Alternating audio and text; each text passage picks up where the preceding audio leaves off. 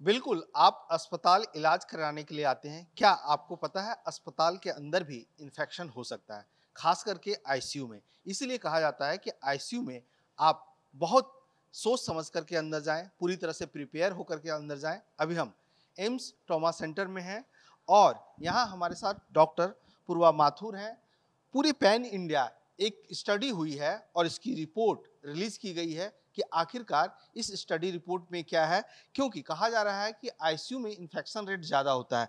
आखिरकार अब हम बात करते हैं पूर्वा माथुर से। मैम, थोड़ा-सा आगे आप आ जाइए। ये बताएँगी कि जो स्टडी रिपोर्ट है, ये जो पैन इंडिया आपने किया है, किन-किन हॉस्पिटल को शामिल किया है और क्या स्टडी रिपोर्ट आई है? तो ये हमारी जो हॉस्पिटल नेटवर्क है ये ऑलमोस्ट कंबाइंड स्टेट्स और यूनियन टेरिटरीज़ को हम जोड़ें तो 34 स्टेट्स एंड यूनियन टेरिटरीज़ के डिफरेंट हॉस्पिटल्स हैं, public sector, private sector, tertiary hospitals, secondary level hospitals. तो कुल मिला के मोर देन 190 आईसीयूज़ जो हैं इस स्टडी के पार्ट हैं। तो ये एक तरह से इंडिया का लार्जेस्ट सर्विलेंस नेटवर्क है जो कि एक सिस्टमेटिक तरीके से आईसीयू में कौन कौन से इन्फेक्शंस हैं, किस तरह के इन्फेक्शंस हैं, ये मेजर करता है। और इसकी हम रिपोर्ट्स हर हॉस्पिटल को मिलती है, मिनिस्ट्री को भी हम देते हैं। तो इस नेटवर्क से ये पता पड़ता है कि किस तरह के इन्फेक्शंस हैं, क्या रेट्स हैं, और अगर आपने कुछ प्रिवेंट करने के लिए करा है तो उससे किस तरह से रेट्स कम हो रहे हैं। तो इसको हम सर्वेलेंस बोलते हैं। जब हम सर्वेलेंस करते हैं तो हमें रियल टाइम अच्छी क्वालिटी का डेटा मिलता है। तो क्या रिज़ल्ट आया? रिजल्ट्स जो हमारे रेट्स आए हैं, हम 4 तरह के इन्फेक्शंस आईसीयू में सर्वेलेंस के अंदर ले रहे हैं। एक ब्लड स्ट्रीम इन्फेक्शंस हैं, यूरिनरी ट्रैक्ट इन्फेक्शंस हैं, वेंटिलेटर एसोसिएटेड निमोनिया है और सर्जिकल साइट इन्फेक्शन है।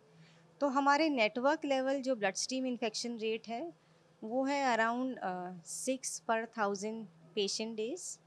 जो यूरिनरी ट्रैक्ट इन्फेक्शन है वो है 3 पर 1000 patient days. Surgical site infection हमारा 4% है और वेंटिलेटर एसोसिएटेड निमोनिया भी हमारा 6 to 8% पर 1000 वेंटिलेटर डेज है। तो इन रेट्स को अगर बाकी लोअर मिडिल इनकम कंट्रीज से कंपेयर करें जो कि एशियन अफ्रीकन कंट्रीज़ हैं, तो हमारे रेट्स इस नेटवर्क में ऑलमोस्ट कंपेरेबल हैं। एम्स ट्रॉमा सेंटर का और एम्स का क्या है?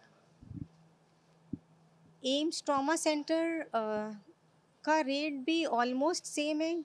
Urinary tract infection network level से कम है, blood stream infection almost same है, वेंटिलेटर एसोसिएटेड निमोनिया कई बार हायर रहता है, बेंचमार्क जो हमारा है।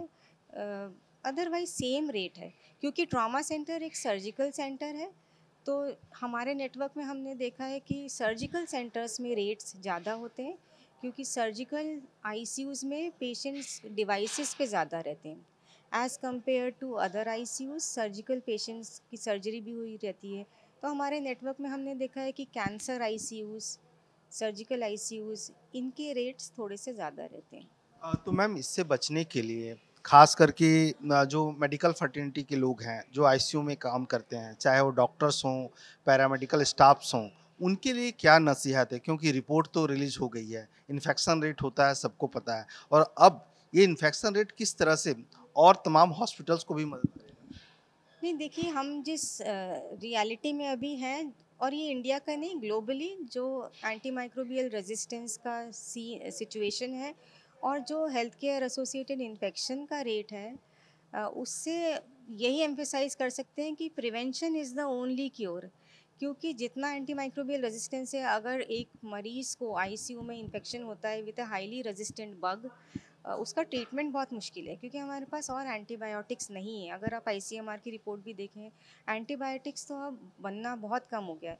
इसलिए the only mechanism is to prevent the infection, and prevention is by hand hygiene and taking care of these devices. चाहे वो वेंटिलेटर हो, चाहे वो यूरिनरी कैथेटर हो, या वो सेंट्रल लाइन हो जिससे कि आप मॉनिटर भी करते हो, ड्रग्स भी देते हो। तो इन डिवाइसेस का बहुत ध्यान रखना है। And general ICU cleanliness, hygiene, disinfection, इन सब का ध्यान रखना है और ये चीज़ें डुएबल हैं। कैसे ध्यान रखें? क्योंकि डॉक्टर्स को तो एक साथ कई पेशेंट्स को देखना पड़ता है। चाहे पैरामेडिकल स्टाफ्स को कैनुला लगाना है, इंजेक्शन देना है, दवाई देनी है, एक साथ करना पड़ता है। तो किस तरह से ध्यान रखें? कुछ इस तरह के टिप्स आप बताएँ। नहीं, नहीं, हम कंटिन्यूअसली ट्रेनिंग देते हैं और मैं ये कह सकती हूँ कि ट्रॉमा सेंटर का स्टाफ बहुत ही एक्सट्रीमली वेल ट्रेन्ड है। और आपको इसी उससे मैं बताना चाहती हूँ कि trauma centre was the first government hospital to receive डब्ल्यूएचओ's Asia Pacific hand hygiene award. और डब्ल्यूएचओ की एक टीम आई थी, उन्होंने सब ट्रॉमा सेंटर के 2 दिन तक पूरा निरीक्षण करा था। तो ये एक बिहेवियरल साइंस है। देखिए, आप बार-बार किसी को हाथ धोने को बोलेंगे तो बहुत मुश्किल है, बट ओवर द ईयर्स हमने करा है। हर बेड साइड पे हैंड रब्स हैं, आप देखिए आईसीयू में। एक पेशेंट से दूसरे पेशेंट जाते हैं तो वो एक प्रैक्टिस बन जाती है कि आपको हैंड रब करके हार्डली 30 सेकंड्स लगते हैं। वो उससे आपका भी बचाव है और दूसरे मरीजों का भी बचाव। It it becomes a behaviour, you know. तो वो कंटिन्यूअस ट्रेनिंग से होता है। आप बिल्कुल ठीक कह रहे हैं कि बहुत सारे काम करने होते हैं। बट हैंड हाइजीन एक तरह से बिहेवियरल साइंस है जो कि अपने अंदर तक घुस जाती है। मैम, लोगों में एक कंफ्यूजन है पोस्ट कोविड के बाद लोग जो हैं सो सैनिटाइजर यूज करते हैं या हैंड हाइजीन के लिए कई तरह की चीजें बार बार वो साबुन से हाथ धोते हैं। क्या बार बार इस तरह करने से अपनी इम्यूनिटी भी कम होती है या इसके लिए कुछ खास ध्यान देना? नहीं, नहीं, बिल्कुल इम्यूनिटी कम नहीं होती। आप जितनी बार हाथ धोएँगे, आप अपने लिए कुछ बचाव ही कर रहे हैं, क्योंकि हाथ धोने से बैक्टीरिया मरते हैं। और सैनिटाइज़र का बस ये है कि हर सैनिटाइज़र जो आप चूज़ करें, उसमें 70% अल्कोहल होना चाहिए। ये आप ध्यान रखिए, क्योंकि अगर कम होगा तो कोई फ़ायदा नहीं। आपको लगेगा आपने कर लिया है डिकंटामिनेट, बट वो होता नहीं है।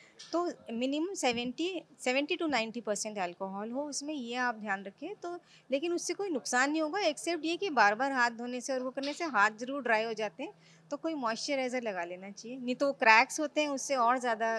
कई बार हेल्थ केयर वर्कर्स की प्रॉब्लम होती है कि बार बार हाथ धोने से क्रैक्स हो गए, उसमें अगर इन्फेक्शन हो गया तो आप मॉइस्चराइज कर सकते हैं ऐसे। आखिरी सवाल मैम, देश के कौन से हॉस्पिटल है जिसमें इस तरह का आईसीयू इन्फेक्शन रेट बहुत ज्यादा पाया गया है नहीं, ऐसा आईसीयू वाइज हम या कैटेगरी उन हॉस्पिटल? नहीं, मैं आपको ये बता रही हूँ कि जनरली नॉट ओनली हमारे नेटवर्क में, ग्लोबली जो इम्यूनो कॉम्प्रोमाइज्ड आईसीयूज़ होते हैं, जैसे कैंसर आईसीयूज़, कई सर्जिकल आईसीयूज़, उसमें थोड़ा सा मेडिकल आईसीयूज़ से रेट ज़्यादा होते हैं। बट ऐसे हमारा सारा डेटा डी आइडेंटिफाइड है, हम किसी भी हॉस्पिटल स्पेसिफिक डेटा नहीं देते हैं। चलिए मैम, आपका बहुत बहुत धन्यवाद। कैमरा पर्सन हिमांशु के साथ मनोहर केसरी, इंडिया न्यूज, दिल्ली। अस्पतालों में खास करके आईसीयू में इन्फेक्शन की वजह से मॉर्टिलिटी रेट क्या है, इस पर हमारे साथ बातचीत करने के लिए एम्स ट्रॉमा सेंटर के चीफ डॉक्टर कामरान फारूक हैं, क्योंकि पैन इंडिया इसे लेकर के स्टडी हुई है। सर, जिस हम मृत्यु दर की बात कर रहे हैं, क्योंकि अस्पतालों में भी मृत्यु दर होता है खास करके संक्रमण को लेकर के, आप लोगों ने एक पैन इंडिया स्टडी की है, क्या इन्फेक्शन रेट है और यहाँ का क्या इन्फेक्शन? देखिए आईसीयू में जो है वो डिफरेंट टाइप ऑफ इन्फेक्शंस होते हैं, या वेंटिलेटरी एसोसिएटेड निमोनिया होता है, लंग का इन्फेक्शन, या जो सेंट्रल लाइंस डालते हैं, ट्यूब्स डालते हैं, उसमें इन्फेक्शन होता है, या कैथेटर्स में इन्फेक्शन होता है। तो हमारे यहाँ जो हमने देखा गया है, infection rate is almost around 15%, 15 to 20% for catheter, central line catheters, around 9 to 10%, basically 7 to 10% for ventilatory associated pneumonia, and urinary catheter ज़्यादा कॉमन होता है, 15 to 20% अगेन। तो this is the infection rate in the ICUs। और अगर आप देखा जाए तो मोर्टेलिटी रेट स्पेशली उन पेशेंट्स में जिनमें ये इन्फेक्शन पाया जाता है, जिसमें, और प्रॉब्लम ये है कि जो आईसीयू में जो इन्फेक्शन है ये मल्टी रेजिस्टेंट ऑर्गेनिजम्स की वजह से इन्फेक्शन होता है। तो इनकी जो एंटीबायोटिक्स हम देते हैं वो काम नहीं करती, इनको बोलते हैं anti microbial resistance. So antimicrobial resistance in infections which are acquired in ICU, that's pretty high, like almost 85%. क्योंकि most of the antibiotics they don't work in patients who are in the ICU. So अगर इसको समेट किया जाए तो कह सकते हैं कि आप mortality rate because of hospital acquired infections in the ICU will be somewhere around 15 to 20%. लेकिन अगर हम क्राउडेड एरिया की बात करें, ये बात हुई आईसीयू की, क्राउडेड एरिया में इन्फेक्शन की क्या वजह रहती है? क्राउडेड एरिया में जो इन्फेक्शन होता है, आज आम जनता को अगर देखा जाए, जैसे पेशेंट अगर हॉस्पिटल में जाए या इवन मार्केट्स वगैरह में, तो उसमें जो ये खांसी जुकाम होता है ये मोस्टली वायरल इन्फेक्शन होता है। तो ये बैक्टीरियल इन्फेक्शन नहीं होता। जो आईसीयूज में इन्फेक्शन होते हैं ये बैक्टीरियल इन्फेक्शन होता है। और नॉर्मली जो क्राउडेड एरियाज जैसे हो गया आपका मार्केट्स हो गई, या फेस्टिवल के ड्यूरिंग जो क्राउडिंग होती है, या खेल कूद के मैदान में जो क्राउडिंग होती है उनकी वजह से जो इन्फेक्शन होता है ना वो वायरल होता है ज़्यादातर, जुकाम हो गया, खांसी हो गया, दिस इज सीजनल। तो वो जो है वो बैक्टीरियल इन्फेक्शन नहीं है, तो उसमें एंटीबायोटिक का ज़्यादा रोल नहीं है। I mean that is because of virus, तो उसमें एंटीबायोटिक का रोल ही नहीं है। मतलब सर ये आप कहना चाह रहे हैं कि लोग जो एंटीबायोटिक का गलत इस्तेमाल कर रहे हैं, बेवजह कुछ भी प्रॉब्लम हुई, कहीं सूजन हो गया या जो भी उन्हें लगे तो तुरंत जो है सो एंटीबायोटिक्स लिख देते हैं, चाहे वो डॉक्टर हों या भी ओवर द काउंटर जा कर के लोग लेते हैं। तो ऐसी स्थिति में आप कहना चाह रहे हैं कि जिनको वायरल इन्फेक्शन है वो एंटीबायोटिक ना लें। हाँ बिल्कुल, एकदम यही कहना चाह रहे हैं कि जो नॉर्मल फीवर आता है, रूटीन फीवर आता है, ज़ुकाम की वजह से होता है, छोटी मोटी खांसी होती है, तो at the drop of a hat antibiotic में जंप नहीं करना चाहिए। क्या होता है आजकल लोगों को कुछ एंटीबायोटिक के नाम पता है, प्राइवेट प्रैक्टिशनर भी वही एंटीबायोटिक देते हैं, तो फटाक से वो जाके डायरेक्टली केमिस्ट से ओवर द काउंटर जैसे आपने कहा एंटीबायोटिक ले लेते हैं, जबकि 90% ऑफ द टाइम्स वो इन्फेक्शन वायरल होते हैं, उसमें एंटीबायोटिक काम ही नहीं करेगी, और उसकी वजह से नुकसान ये है कि एंटीबायोटिक रेजिस्टेंस बहुत ज़्यादा हो जाती है। जो एंटीबायोटिक नॉर्मली एक बैक्टीरिया में काम करेगी, वो अगर आप ऐसे मिसयूज़ करेंगे या ओवर यूज़ करेंगे या अनइंडिकेटेड यूज़ करेंगे, तो वो थोड़ी देर के बाद बैक्टीरिया में भी वो काम नहीं करेगी। ये प्रॉब्लम है। इससे क्या आने वाले टाइम में कॉम्प्लिकेशंस हो सकते हैं? कॉम्प्लिकेशन यही होगा कि भाई एंटीबायोटिक काम ही करना बंद कर देंगी। अभी तो हमारे पास जो बैक्टीरिया हैं वो कुछ कुछ बैक्टीरिया सेंसिटिव हैं एंटीबायोटिक से, हम दवाई देंगे तो पेशेंट ठीक हो जाएगा। अगर हम ऐसे मिसयूज़ करते रहेंगे या ओवर यूज़ करते रहेंगे, तो एक टाइम ऐसा आएगा कि बैक्टीरिया सेंसिटिव ही नहीं रहेगा एंटीबायोटिक में, तब हमारे पास कोई उपचार ही नहीं रहेगा या कोई ट्रीटमेंट ऑप्शन ही नहीं रहेगा कि हम उस बैक्टीरिया को कौन सी एंटीबायोटिक दें, क्योंकि और मरीज की जान चली जाए। और मरीज़ की जान चली जाएगी, वो ठीक ही नहीं होगा। सर जिस आईसीयू की बात करते हैं एक बार मैं फिर उस पर आना चाहता हूँ। आईसीयू में एंटीबायोटिक के अलावा और क्या वजह होती है जिसकी वजह से इस तरह के इन्फेक्शन रेट 15 से 20% होते हैं? नहीं, आईसीयू में जो होते हैं मरीज बहुत सीरियस जाते हैं, जो बहुत गंभीर रूप से घायल है या उनको बहुत सीरियस इन्फेक्शन है या कोई सीरियस प्रॉब्लम है, उसी टाइप के मरीज़ आईसीयू में जाते हैं। नॉर्मल पेशेंट जो बहुत उतने सीरियस नहीं है, वो रूटीनली वार्ड्स में होते हैं। तो आईसीयू में जाने की वजह से उनकी इम्यूनिटी भी कंप्रोमाइज़ हो सकती है। जैसा एक नॉर्मल आदमी के अंदर जो पावर होती है इन्फेक्शन से लड़ने की या हीलिंग की, वो इनमें थोड़ी कॉम्प्रोमाइज़ होती है। और जो मेडिकल स्टाफ्स होते हैं उनकी लापरवाही भी हो सकती है, अनहाइजीनिक कंडीशन भी हो सकता है। देखिए, वैसे जो आईसीयू में जो स्टाफ काम करता है वो it is a very well trained staff, the best of the staff goes to ICU. तो नॉर्मली ऐसा नहीं है, specially in tertiary care hospitals या जो बड़े हॉस्पिटल में, उसमें जो भी staff health care workers ICU में काम कर रहे हैं, they are all well trained. तो वो हमेशा ये दिमाग में रखते हैं कि भाई इन्फेक्शन कंट्रोल कैसे किया जाए या मिनिमाइज़ कैसे किया जाए।